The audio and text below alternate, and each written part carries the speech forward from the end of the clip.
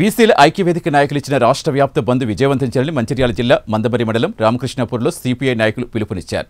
రామకృష్ణాపూర్లో వర్తక, వ్యాపార, విద్యా సంస్థలు స్వచ్ఛందంగా బంద్లో పాల్గొని విజయవంతం చేయాలని కోరారు.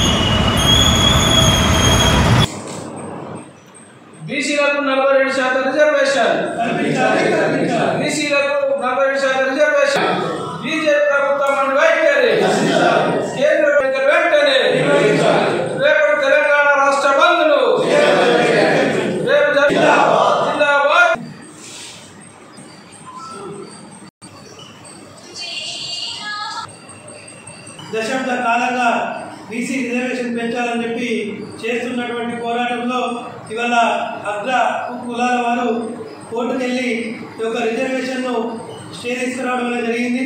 ఇవాళ బీసీలపై జరుగుతున్నటువంటి అన్యాయానికి వ్యతిరేకంగా బీసీ రిజర్వేషన్ సాధించాలని పోరాటం చేస్తున్నటువంటి నేపథ్యంలో ఈ యొక్క బంద్ పిలుపు ఇవ్వడం జరిగింది.